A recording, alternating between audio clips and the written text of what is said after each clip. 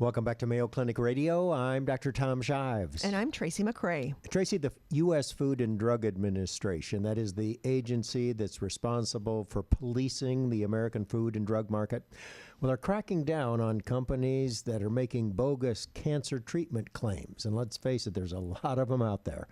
The FDA has actually issued warning letters to 14 different companies that it says are illegally selling more than 65 products that fraudulently claim to prevent, diagnose, treat, or cure cancer. The FDA, in fact, calls it cruel deception. Companies promising desperate consumers that their products can cure cancer. Here to discuss these and other cancer myths is Mayo Clinic oncologist Dr. Timothy Moynihan. Welcome back to the program, Dr. Moynihan. It's good to see you. Great. Thanks for having me, Tracy and Tom. We always appreciate being here. All right, Dr. Moynihan, you know, I think most of us feel that it's about time that the FDA started cracking down on quacks. You agree? I absolutely agree. There, as you say, there's a lot of things out there. There always has been. For time immemorial, people have sold snake oils and other things to people. And unfortunately, they're selling it for people in desperate situations. So I understand why they want this. They want a simple and easy fix for whatever is wrong with them. But unfortunately, people are doing this fraudulently. And what they're doing, they're transferring money from your pocket to their pocket and not helping you at all. Yeah, it's unfortunate, isn't it? For sure. What's one of the worst perpetrators of this that you think that you're glad to hear that the FDA is going to start cracking down? Well, I don't know if there's any one worst one we can talk about. There are so many of them, but people clearly are making claims to things that they have no data to back up. And this is exactly what the FDA is looking for. The FDA regulations say that they cannot advertise or sell a product for something that which they do not have data to support their claims. If they make false claims, they should not be allowed to sell or make money from that particular product. And most of these companies do not have data that supports that. What are they claiming to do? I mean, obviously, if you've got cancer, you want to get rid of the cancer. And so I would imagine they're saying, we'll help you get rid of the cancer. Absolutely. So, and that's a very reasonable thing for somebody with cancer to have. They want to get rid of it. They're willing to do anything they can, and that's perfectly reasonable. What is unreasonable is for somebody to sell something claiming it gets rid of cancer, yet they have no information that it actually does do what it says. So what the FDA wants is they want some type of proof.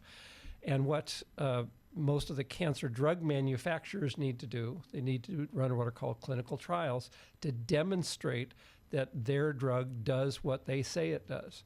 And what they do is get many people involved in a trial, sometimes in the thousands of patients, sometimes in the hundreds of patients. But they say that X number of people got their drug, and they can show with tests that this drug did shrink cancer or made cancer better or sometimes even made cancer go away. Well, if they're making false claims about what their product can do, I don't really trust them to not say, hey, there's been clinical trials that prove our product works. So how can you prove that there actually has been clinical trials completed? Right. And so the FDA also has rules about this, and that there has to be monitoring committees that are independent from the manufacturer of the drug. They have no financial ties. They do not work for the companies, but they oversee the data, and they get to monitor the data blindly and independently and say, yes, these drugs do meet the claims that the company's making, or no, they do not meet the claims that the company is making. If they do not reach that criteria, then the FDA says you should not be allowed to make money from this or advertise that this does cures cancer or treats cancer in an appropriate way. The FDA has targeted 14 companies, Yes. 65 different products. Right. Is this just the tip of the iceberg? Oh, just a very, very small piece of the iceberg. Absolutely. There's a lot more out there. There's so many things online. People hear about the things from their neighbors and from their friends. And again, all with good intention. But unfortunately, sometimes these things just do not stack up to the claims that are made for them. Are most of the drugs that they're talking about, or the products that they're talking about, these 65, are most of them sold online? They're very frequently sold online, and certainly the advent of the internet has helped to explode this. But certainly these drugs existed for many decades, if not centuries prior to this time too. It's much easier and faster to reach a much larger audience with the internet than you could before. But remember, in the 1800s, there was the snake oil salesman who would drive his covered wagon from town to town and sell, Dr. James's snake oil. This is good for your rheumatism, your cancer, and your emphysema. And it turned out to be not much more than alcohol, and sometimes some snakes were actually in there. Alcohol, yeah. No wonder they felt better. Are there buzzwords that consumers should look out for? Is there anything that's a dead giveaway? I think there are a couple common sense rules that go a long ways, okay? And number one, if the claim sounds too good to be true, it probably is, okay? Somebody says 1 dose of this and absolutely no side effects and you'll be absolutely cured of your disease. That's a pretty difficult pill to swallow. I just don't believe that's going to happen. 2, if you have to mortgage the house to buy it, I would be very skeptical of that, okay? I would not trust anybody where I had to sell my soul or sell my child to get the. It's so thing. expensive. So expensive. I would be very worried about that. But 3, if something sounds reasonable to you, okay, and doesn't meet those first 2 criteria, and you want to try it, 2 things. 1, go ahead and try it, but discuss it with your physician. Be very open and honest with your physician. Tell them, I'm trying this grapeseed extract, or I'm trying this vitamin C, etc.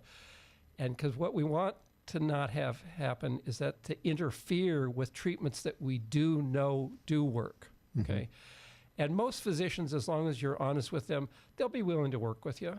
They'll probably tell you a straight answer. They may tell you they don't know. They may tell you, I have no experience with this. They may tell you, I'm really worried about that drug interacting with my drugs, or they say, this is a really harmful product. They will probably be honest with you. It's really not surprising that people are willing to try things that are out there because the treatments that we have available don't always work. Chemotherapy, radiation. Well, and they're not pleasant either. Absolutely. Yeah. And it could be the end of the line, and your oncologist has said, we've tried every drug, and it hasn't worked, and there's not much more, and there's no experimental trials for you, and it's understandable. Absolutely, and these people are in a situation where they just want to get better, and sometimes modern medicine isn't good enough for them. We don't have enough things, so I understand the desire to pursue those things, again, what I really want people to do is be honest with the people they're working with. Stay with the medicines that we know work, even though a lot of times our medicines only work a little bit, okay? But they can work. Yeah. At a cost, exactly as Tracy said, they do cause side effects. They do cause hair to fall out. They do cause nausea. We can make people sick with our treatments. What we don't want to do, we don't want to make them more sick because we're adding in some unproven thing that makes things worse. So we just want to be careful with those things. While you're here, I want to ask you one quick question. If there's anything out there available on the internet or anywhere else that will actually help prevent cancer. I know, it's diet, it's exercise, and we've all heard that. Anything else? Anything on the market that you would say, that might be worthwhile to take this because it helps prevent cancer? I really wish we had that, okay? And what we do have exactly what you've said. A healthy diet, maintaining your weight, exercise is a good thing. There are some things, low-dose aspirin may play a significant role in decreasing the risk of future colon cancers or other things. Certainly not harmful. Again, discuss with your doctor. Make sure you don't have a reason to not take aspirin or that aspirin doesn't interfere with some other medicine you're taking for some other purpose. But there are a few things out there like that. In terms of the over-the-counter things, there's nothing that we know of. FDA recently talked about the whole multivitamin market, that the vast majority of those things really don't do the things they're claimed to do either. And you can probably accomplish the same thing, if not in a better form, by getting a well-balanced diet. All right. Well, that's the key. There's nothing out there. You got to take care of yourself. It's the bottom line. Take care of yourself. You need to get good rest. You need to avoid smoking, avoid alcohol in excess. In moderation is probably fine. Control your weight. Try and reduce stress. Stress is terrible in our lives, and it seems like we're getting more and more of that as our society gets more electronic. And so you take time for yourself and try and relax a little bit. All right, Dr. Timothy Moynihan talking to us about bogus cancer treatments. It's time for a short break. When we come back, we're going to sort out myth from fact when it comes to cancer, and we'll start with this one. Myth or matter of fact, high-dose vitamin C is beneficial in treating patients with advanced cancer. We'll find out. You're listening to Mayo Clinic Radio on the Mayo Clinic News Network. Welcome back to Mayo Clinic Radio. I'm Dr. Tom Shives. And I'm Tracy McCray. Our guest is medical oncologist, cancer specialist, Dr. Timothy Moynihan. And in this segment, we're going to separate fact from fiction. And we'll start with the one we mentioned just before the break. Yes, Dr. Moynihan, myth or matter of fact, high-dose vitamin C is beneficial in treatments of patients with advanced cancer. Is that a myth or a fact? Yeah, this is somewhere in between the two, okay? There have been these vitamin C treatments touted for a long time. This dates back to Linus Pauling, who's one of the few two-time Nobel Prize winners, who strongly advocated for this. Right now, there are no firm data that show that vitamin C has a role in fighting cancer. There are many clinics that have been set up to administer high-dose IV vitamin C. And what we know what happens with most of that stuff, you end up passing it out in your urine and feeding the fish with it. So just gives you expensive urine. It gives you very expensive and probably good-smelling urine. So I don't know if that's what we're trying to accomplish. But is that something that's being studied? There are some studies going on exactly looking at that, because in some lab tests, there are some reasons to think that vitamin C might have some beneficial effect against cancer cells. So far in the clinic or in trials in patients, it has not shown to have much of any effect at all.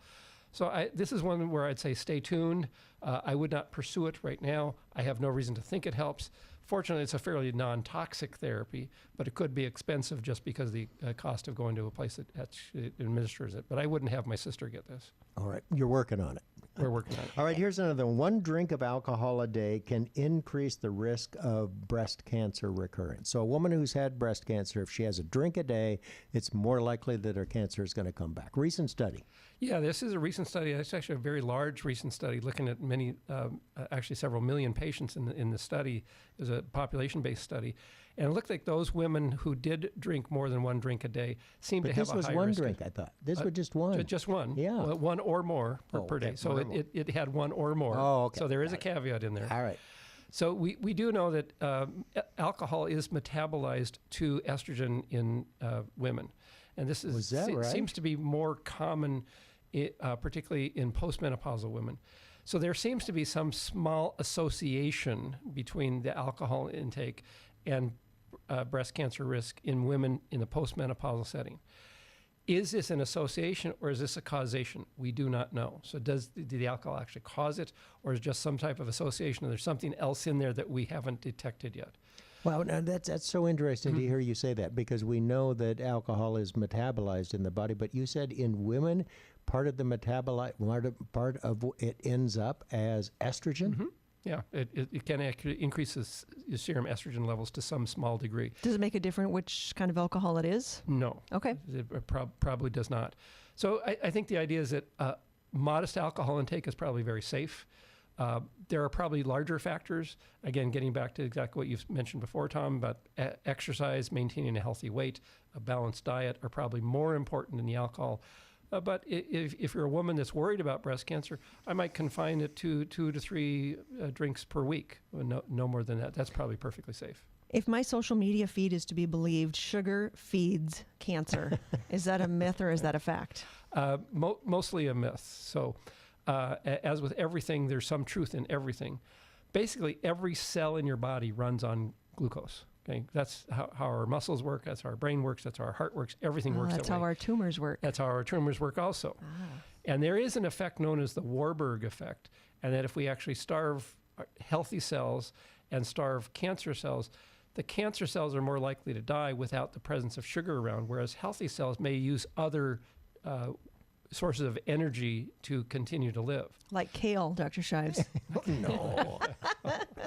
So, again, in a live living patient, it probably doesn't make any significant effect. Now, if you had a diet that consisted only of Coke and Twinkies, there would be a big problem. Okay, so that would be a big problem. If you're getting a reasonable, healthy diet, there's nothing wrong with having a few simple sugars, A piece of cake every now and again, bowl of ice cream every now and again. Shouldn't be every meal, shouldn't be every time. All right, exposing cancer to the air can make it spread. There's no reason to think that that happens. Tom, being a surgeon, you know this very well. We have not seen that happen. I think this came about because of, in the past, people would do an operation to try and treat somebody's cancer. They open the body up and they see it's all over the place. And so it was It felt wasn't maybe because of cancer. the air. It was there already. It was just a surprise finding because they couldn't see it on the previous studies. That's kind of one of the original cancer myths. Yes, I is do that believe it is, yes. cancer surgery will cause the cancer to spread. And there's no reason to think it does. What about, Dr. Shives mentioned breast cancer. What about antiperspirants and deodorants Surely contributing to that breast one's cancer? not still around, is it? Oh, Yeah. It is on my Is it still Facebook around? feed. Is it really? Yeah, and there's no link between the use of antiperspirants and development of breast cancer. Again, one from a physiologic mechanism. I don't understand how that would work, but certainly from the epidemiologic data that we have, those people who use antiperspirants do not seem to get cancer at a higher rate than people who do not use them. All right, eating meat cooked on the charcoal grill will increase your cancer risk. You're asking this No just way. as It we just start can't summer. be. Start Yeah. summer and he's getting the grills fired up. Exactly. We use it all winter long.